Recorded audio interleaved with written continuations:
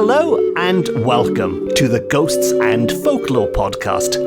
I'm Mark Rees, and on each episode, I investigate a different, weird, and wonderful subject. And on this episode, we are going to take a ghost tour to explore some haunted mansions along a haunted road in a particularly haunted county where we are told there are spirits lurking around every corner, from a headless lady to a poltergeist that coughs. And so, to begin at the beginning, and we begin in the county known as the Garden of Wales, a county that we are told abounds in tales of ghosts and ghostly happenings. We are heading to lovely Carmarthenshire, and we are heading to one house in particular, which sadly we're not given the name and address of this house, presumably to keep the identity of those inside top secret. But we do get a description, and we are told this house is of great antiquity and historic interest, which possesses a spectre of most approved pattern, which I think is a great way to describe your resident ghost. They have a spectre of most approved pattern. And if you're thinking, what kind of ghost is it that haunts this property? What is this ghost of most approved pattern? Well, more specifically, we are told it is home to a good old-fashioned headless lady who, according to the reports, may be met while walking along a certain path in the garden by an old yew tree at the uncomfortable hour of 1 in the morning. So, if you want to avoid this headless lady, just avoid walking around the garden at the uncomfortable hour of 1 in the morning. But she can also be encountered elsewhere on the property, and we are told that she is supposed to account for mysterious footsteps, sometimes heard in an upstairs passage, and 2 witnesses who have heard these footfalls declare they are produced by no human agency. No human could make footsteps like this. And if all that wasn't bad enough, she's walking around the garden, she's walking around the house. A family tradition warns us that dancing should never take place in the drawing room. No dancing should ever take place in the drawing room, for if it does, the ghost will surely appear among the company. So if you dance in this room, the ghost will appear, which for some people might be a nice quick way to summon them if you wanted that ghost to appear. But sadly, it doesn't specify if the ghost loves or hates dancing, because if she manifests and she does hate dancing, it could get quite tricky. It could get quite nasty on the dance floor. But if she loves dancing, then watching a headless lady perform a waltz or a polka or a line dance, for all I know, whatever dance it is that headless ladies like to dance from whatever era she is from, would be quite a sight. Now, to continue, and our narrator tells us that far more interesting than the vague rumours concerning the headless lady, although personally I find the vague rumours concerning the headless lady quite fascinating myself, but even more interesting is the story connected with a maple tree growing by the roadside about 1.5 miles away from the house just described. And this road, again, sadly, is nameless, but it is described as the highway to Carmarthen itself. So this is the highway to the town of Carmarthen, although this account was written some 100 years ago now, so I am assuming the road system in Carmarthenshire has changed slightly over that time, and sadly, my knowledge of Carmarthen roads nowadays is pretty good.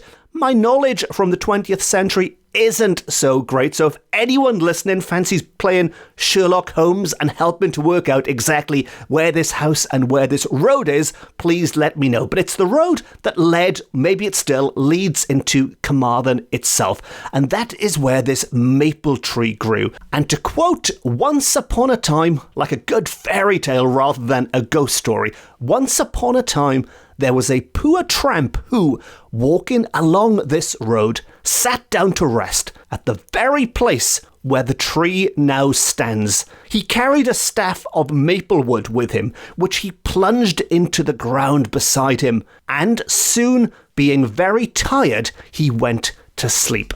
So far so good. This tramp is walking the road that leads in and out of Carmarthen with a staff of maplewood. He stops for a quick break, a bit of shut-eye, and this is where things turn dark, because we are told, to quote once more, he never woke again.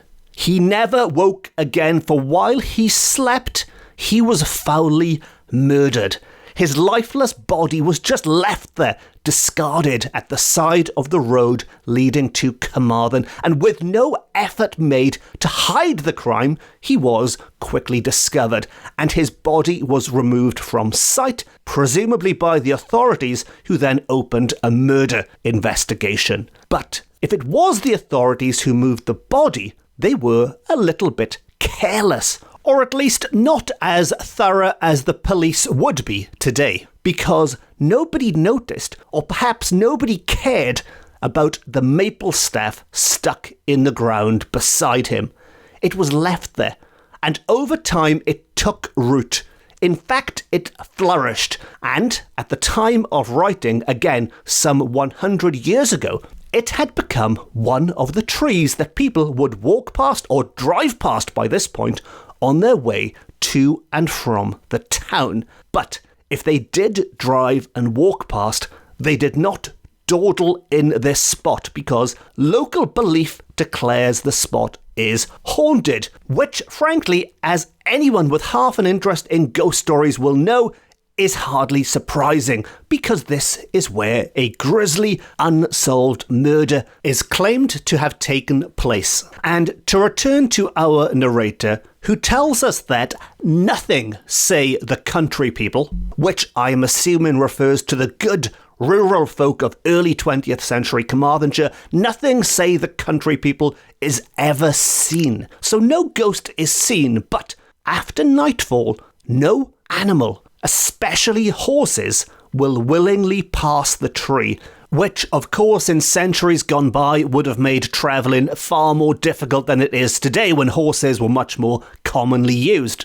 But this tree still marks the scene of an otherwise long-forgotten tragedy, and presumably still marks the scene today.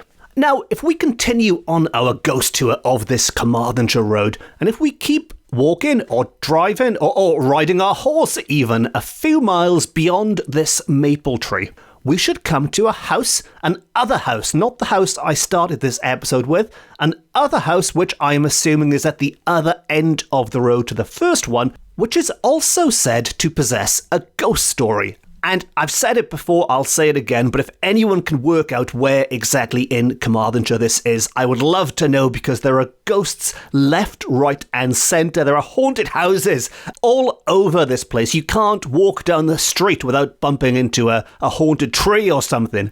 And if we could identify it, that would be great. I mean, property prices might drop slightly. Maybe some homeowners wouldn't appreciate discovering they live in the haunted quarter of Carmarthenshire. But I guess on the other hand, if they're ghost people and if they're commercially minded, they could start charging people £50 a night to walk around my house in the dark. But anyway, back to this particular ghost story. And it's one that the author actually apologises for in advance, which is never a good sign. If they apologise beforehand, that can only mean one of two things. It's either going to be terrifying, they are apologising because it is so scary, or the other reason they might apologise in advance is because it's going to be terrible. They are apologising because it's a rubbish ghost story. So, the tale I am about to tell you is either going to be terrifying or terrible. Maybe I should start every episode like that. Welcome to the Ghosts and Folklore podcast.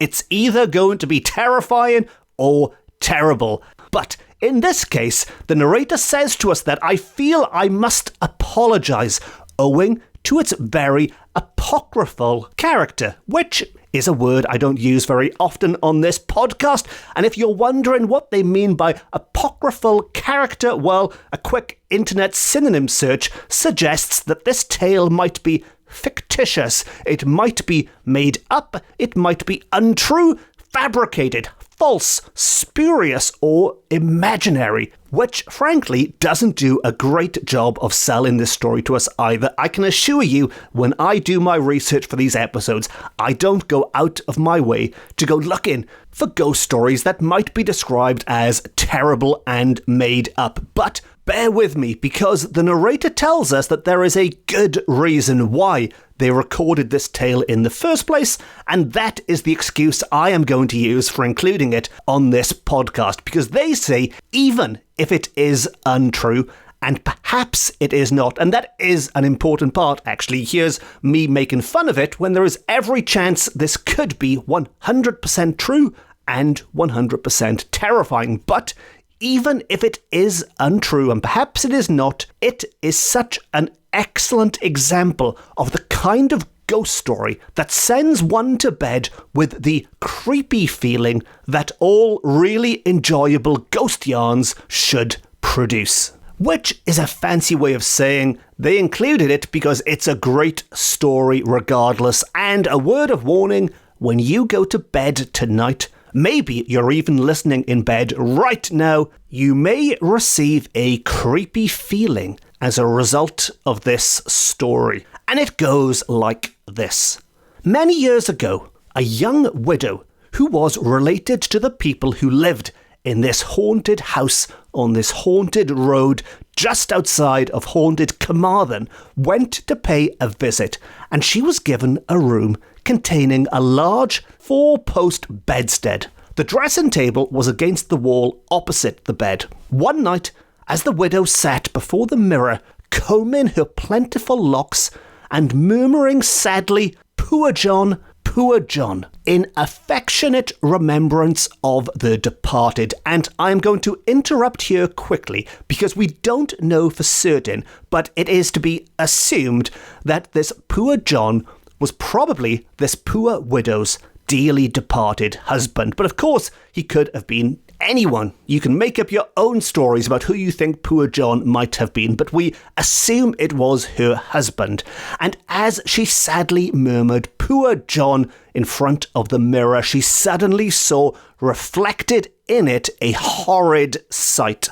She saw a horrid sight because behind her, in the reflection, she could see that the quaint old 4-poster bed had hanging from the top rail the body of an old man. There was the body of an old man hanging from the top of her bed, which this time we can assume was not her husband, was not poor John. And to quote, "As she lived in early Victorian times, it is safe to conclude that she immediately swooned and probably had hysterics afterwards." And I'd like to interrupt again here quickly to point out this account was written by a woman, and this is something that I've spoken about many a times on this podcast, but certainly in these Victorian tales, we do get these very stereotyped depictions of women in ghost stories who just automatically swoon and faint and scream at the sight of anything paranormal. Presumably, it is the brave Victorian men with their big moustaches and their pipes and their funny hats who are supposed to be out busting the ghosts. The women are supposed to be at home knitting doilies, or do you knit doilies? I don't know. But there is this stereotype that crops up again and again and again that women are supposed to swoon and faint.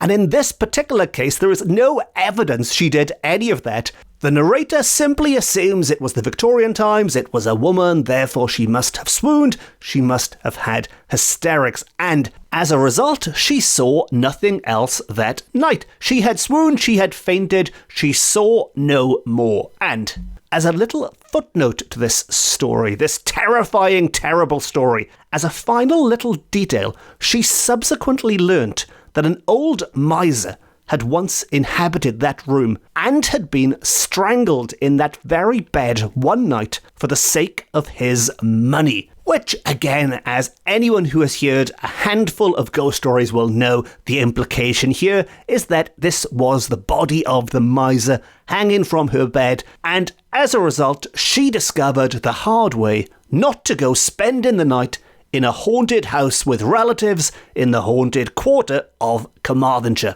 Now, moving on to our next Carmarthenshire ghost, our final Carmarthenshire ghost. And this ghost story concerns a ghost who took their bodily ills into the afterlife with them. And if you choose to believe the story, it seems to confirm that just because you've got a problem, an ailment with your body in this life, it doesn't necessarily mean that it will disappear when you shuffle off this mortal coil. So, for example, if you've got a limp, then your ghost might spend eternity limping about. Or if you're a bit hard of hearing, then your ghost might be a bit hard of hearing in the afterlife too. But this tale concerns a ghost who, by all accounts, was a well-known ghost in Carmarthenshire that haunted a house. Again, sadly, we don't know exactly where this is, but we do know it has been rebuilt since these events. And tantalisingly, we're told that, owing to the official position of its tenant, a great many people used formerly to be entertained there. So, whoever this person was, whoever owned this house, they had some kind of official position. Could it be the mayor, maybe the head of police? And they also had a lot of visitors. And one day, one of these guests asked his host which of the servants had a bad cough. Which of the servants had a bad cough? And he said that since he arrived, he had constantly heard someone coughing terribly in the passages and on the staircase, but he could never see the person, although sometimes the sound seemed quite near him. It was like somebody coughing over his shoulder, coughing into his ear. And the host listened gravely and then remarked that he was sorry his friend had been disturbed by the cough, which was no earthly sound.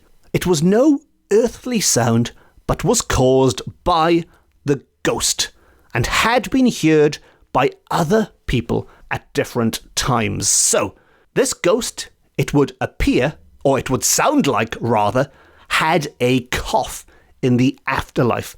And this coughing ghost, as they were known, had another idiosyncrasy, because at the same house, a certain bedroom and dressing room, communicating by a door, were once occupied for a couple of days during a visit by a friend of the author who recorded this account and their husband. And they claimed that this door between the rooms, between the bedroom and the dressing room, was carefully shut and latched the last thing at night.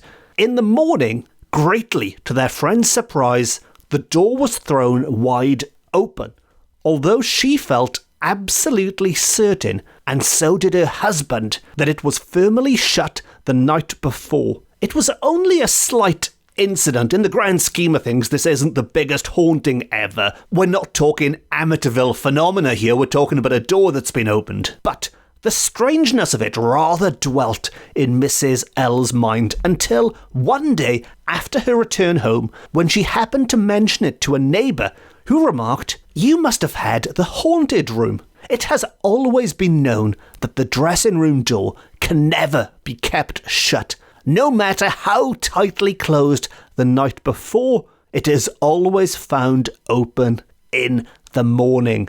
So this supposedly haunted house, it would appear, had a coughing ghost. It had a ghost that opened doors. Were they one and the same? Was it one ghost? Although you'd think if they were coughing while opening doors, you might wake up and notice them. But were they one and the same? Were there two ghosts? Were there more than two ghosts? Well, maybe, if we ever work out where exactly in Carmarthenshire this took place, we could go and investigate. And I am hoping that after listening to this, that all of the Carmarthenshire Sherlock Holmes out there will be on the case, trying to track down these long-lost, hidden, mysterious, haunted properties. And on that note, we've reached the end of the last ghost story on this episode. In fact, we've reached the end of another episode of the Ghosts and Folklore podcast. If you've enjoyed this episode and you haven't already, please consider hitting the subscribe button and you will never miss an episode ever. And if you really enjoyed it, you can support the podcast by treating me to a coffee via my website, or you could just leave a nice review or rating. If you'd like more Ghosts and Folklore, you can follow me on social media. I'm on all of the main platforms, and as well as this podcast, I've also written a number of books on similar, weird and wonderful subjects, which are available from all good bookshops, offline and on. And on that note, it just leaves me to say thank you very much for listening. Diolch yn fawr iawn am wrando. I've been Mark Rees. This has been my Ghosts and Folklore podcast, beaming to you from Wales to the world. And remember, whatever subject I talk about on this podcast, you can be guaranteed of one thing. It's going to be terrifying or terrible. Until next time, no star.